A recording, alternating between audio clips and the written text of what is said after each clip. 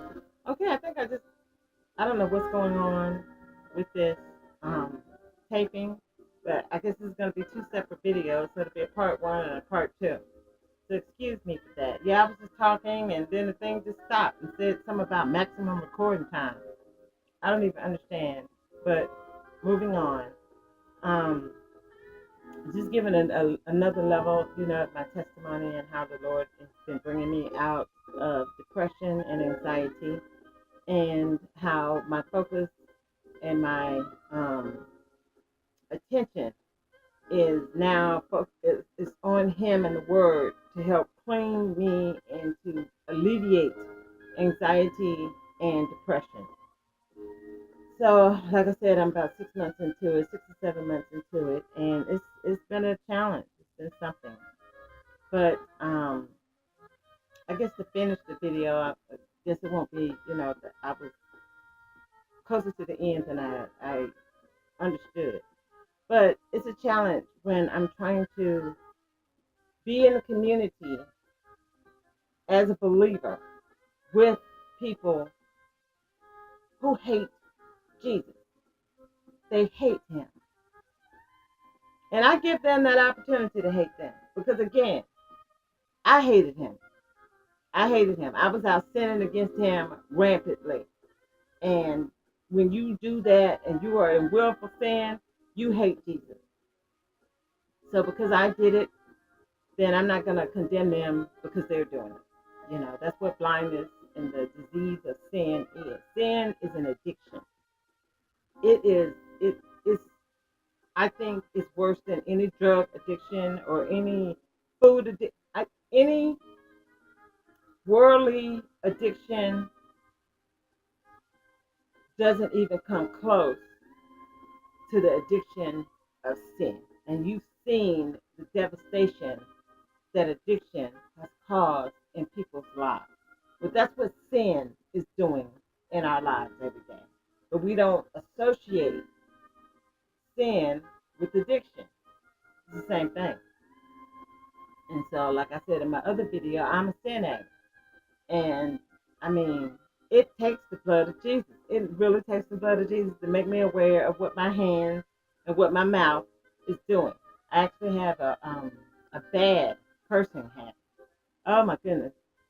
I'd be so glad when the Lord takes his tongue and whips it into shape so that it can always be glorifying. Every word that comes out of my mouth, I want it to be something glorifying to the Father. He is holy and he expects his people to live righteously towards holiness. We're supposed to be holy just like Jesus was holy. So, very difficult. Very difficult once you start picking up bad habits of cursing and just, not making language something holy. Our language should be holy. And that's what I'm striving to do.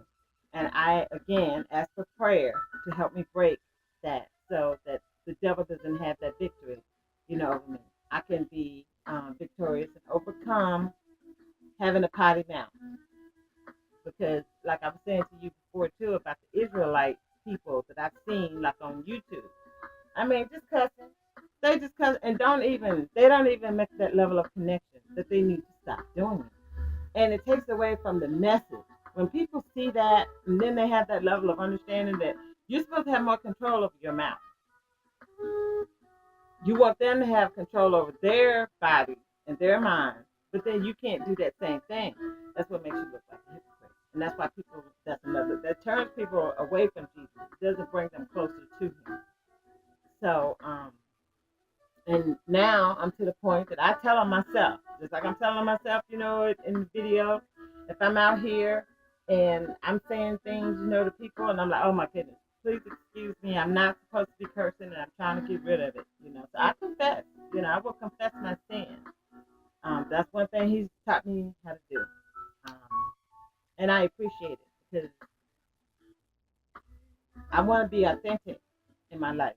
I don't want to pretend, and I think that's where that hypocrisy comes in, is that because you're not willing to hold yourself accountable to the Word of God, you make excuses for the sin that you choose to engage in. And I don't have an excuse for my sin other than to let you know that I have a problem with it. And I know I have a problem with it. And I've been praying to the Lord to take me out of it. And I know He can, because there are things that I used to do. I would run to go and do it. I would run, and now I don't do that. I don't run to do those sins, and I don't even desire to go back and do those sins. Thank Jesus. So if He took me out of those sins, then He can take me out of the ones that I'm currently meshed in right now. And when the Lord woke me up in 2012, one of the things that He told me if I continued to curse, He would send me to hell. That was just one of the list of things that He told me that I was doing, that if I died and I haven't conquered that sin, I'm not going to make it. So I'm asking for prayer because I really want to be in the kingdom. I really want to be there to serve Jesus in the kingdom.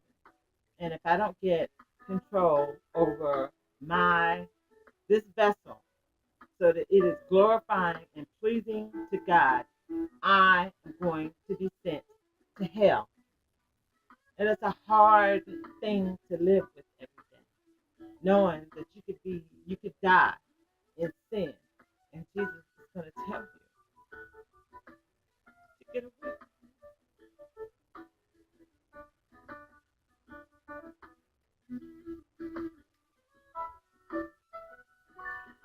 So, it's a struggle, especially living in San Francisco. As much as I love San Francisco. I love it. I love this place. And I often say, if I can marry a place, this would be it. As jacked up as it is, that's how crazy. That is how crazy, but that's how good it is. It's good and it's tough at the same time. It's so convoluted and just,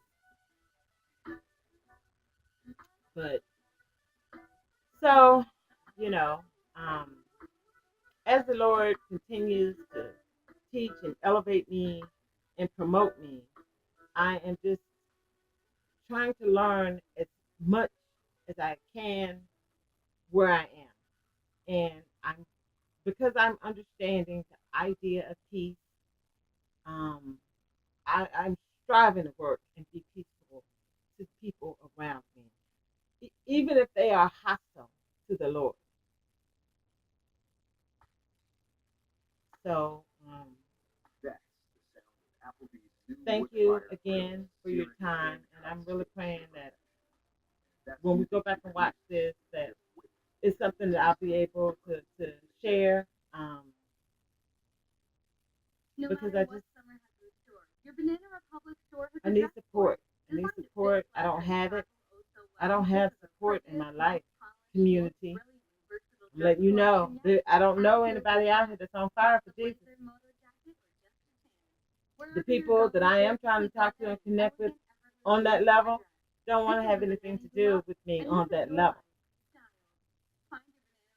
So, all prayers appreciated. And until the next video.